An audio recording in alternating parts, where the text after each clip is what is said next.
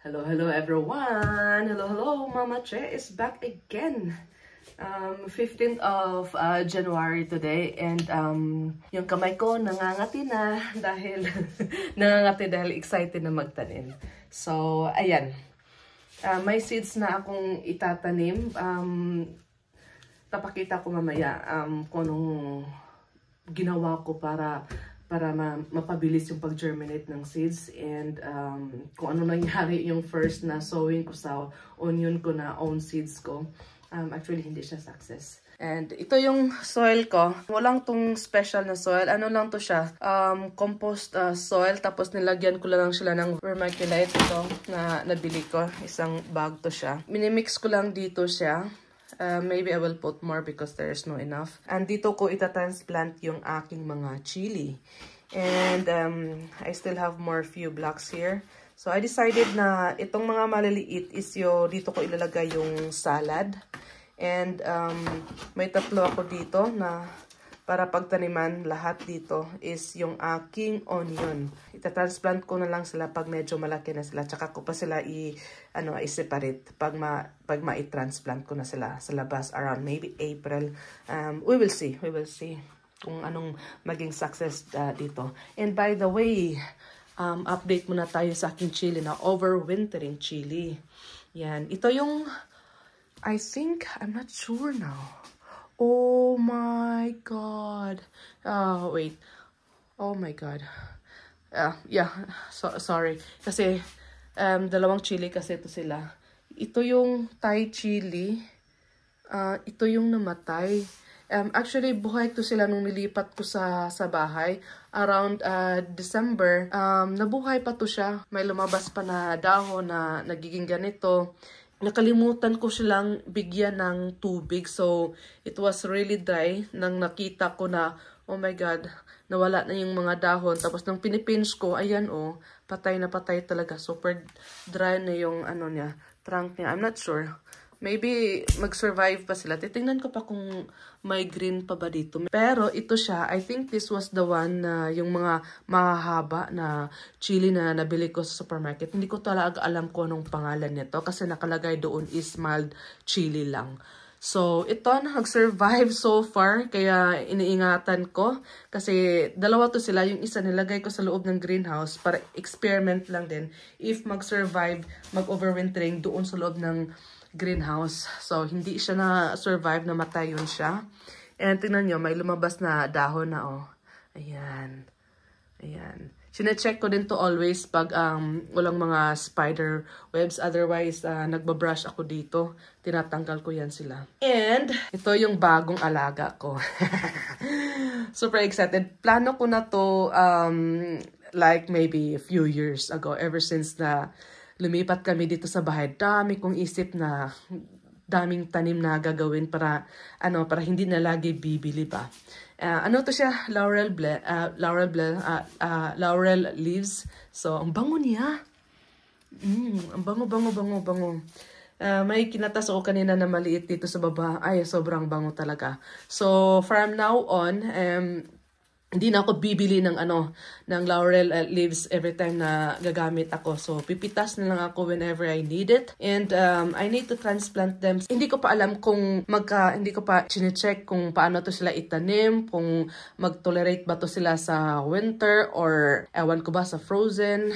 Never pa ako nag-try. Mag-check. Naisip ko lang the other day, I think it was Monday. So I decided na, okay, I will buy laurel leaves. Because last year, yung nabili ko, isa din sa mga plano ko is yung tea na natanim. Nandun sa labas, I'm not sure kung na-survive ba yun, hindi ko pa na-check. Binili ko last year, pero dahil nga sa allergy ko, hindi ako makapag ng tea. We'll check this later. Yeah, and I will put this. And now, we have all our seeds here. So, nag-prepare na ako dito. Lagay ko lang yan dyan. Itong mga maliliit na to is for chili lang talaga to sila. Starting my seeds inside here. And to germinate for a start. Look at this. Can you see that? Yan that is the roots.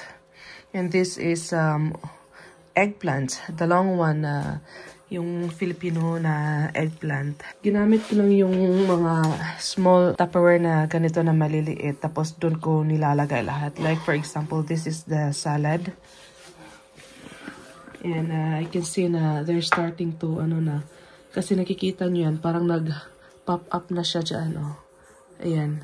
Nag-grow na yan sila. Kukunin ko lang yung strong dyan, yung malaki. Tapos ilalagay ko sila sa soil. This is my lemon basil, seeds ko to last summer. This is the old seeds. And tinatry ko lang kung mag-workout ba sila, but not all germinating as you can see.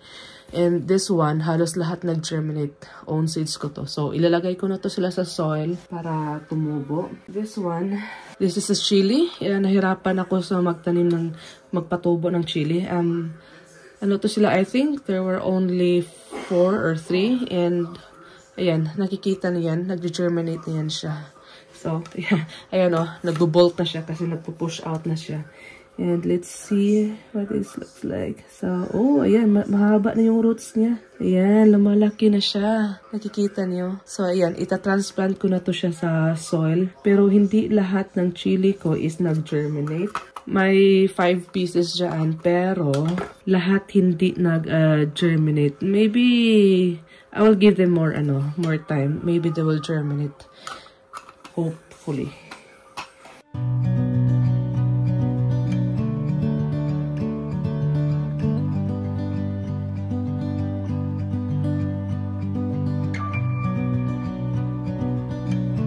And by the way, check muna natin yung aking potato dito.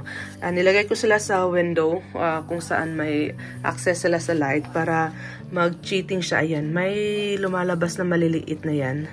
Ayan siya. So, pag matanim ko na to sila around March or April, mabilis na to sila tutubo kasi nagsastart na siya yan. Ayan, so they're looking good na. Yan, ang tawag dito is cheating para mapabilis silang lumaki pag nalagay na sila pag natanim na siya. Ayan, so, okay, let's go. Hahanapin ko muna yung chili.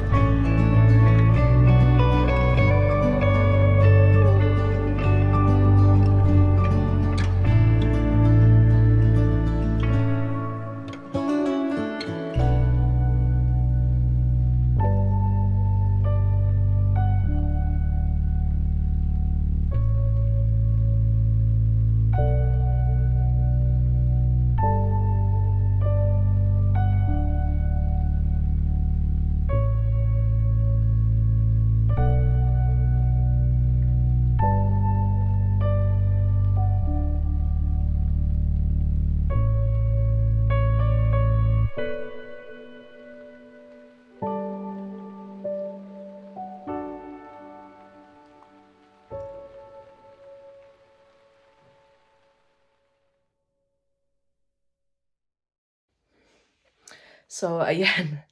Kakatapos ko lang mag-organize dito sa aking mga tanim. And nakalagay na sila lahat sa aking hot mat. And pakita ko sa inyo.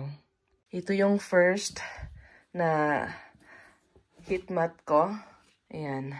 So, andito nakalagay yung aking mga salad, yung 3. Tapos ito yung eggplant and then salad. And ano to sila? 2 rows and to salad. I think salad din to sila. Yeah. Baliktarin ko lang. Nagbaliktad. So, ito sila salad and snack pepper.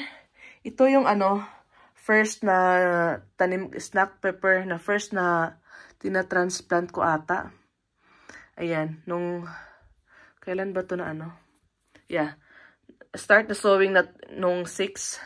So, mayroong mga maliliit na tanim dyan. Yung sa snack pepper na ginawa natin kanina.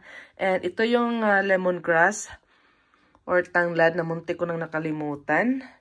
And ito siya, ano to siya? Ayan. Okay, yung paprika, only 1 piece.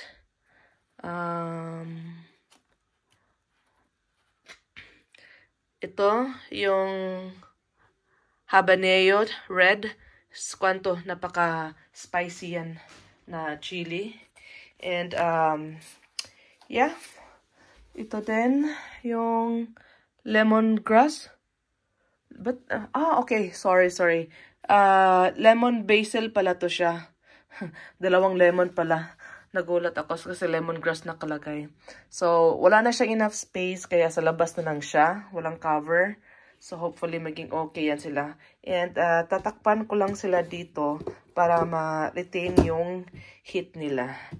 And ito yung first na sowing ko, yung pinakita ko sa inyo, yung onion, red onion na hindi nag-germinate, kaya bumili ako ng bagong seeds. Ito lang yung nag-germinate isa sa isa. Pero, yeah, hinahayaan ko lang dyan. We'll see. And punta tayo yun sa baba. Yan. So, andito yung mga onion. 1, 2, 3. And yung mga natira kong mga seeds, nilagay ko dyan sa mga, yung ganyan sila. Nilagay ko lahat doon para, kasi mainit to sa ilalim So, baka maano sila sa init. And ito, yung aking aubergine, ayan.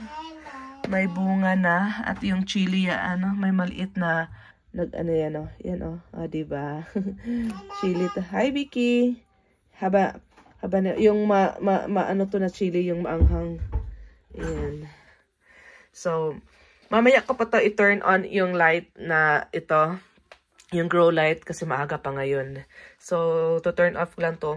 Pakita ko lang sa inyo kung ito na yung hitsura ng aking sa pagtatanim ng sowing sa January. So, ayun. First time ako magtanim ng seeds sa January. Kasi kailangan early yung chili. First time ko din magtanim ng sa seeds sa chili tsaka yung sa onion. And sabi nila, January daw or February, mas maganda pag January kasi it takes time daw, lalo na yung chili. And yung chili is mahirap siya i-germinate. Kaya tinatry ko. So, kaya maaga ngayon. Last year, I think I started February and I started only with the celery kasi late din ang celery. So, February ko na i-start yung celery and the rest and some of the seeds. So, we'll see, diba? So, that's all for today. Thank you for watching. Bye-bye!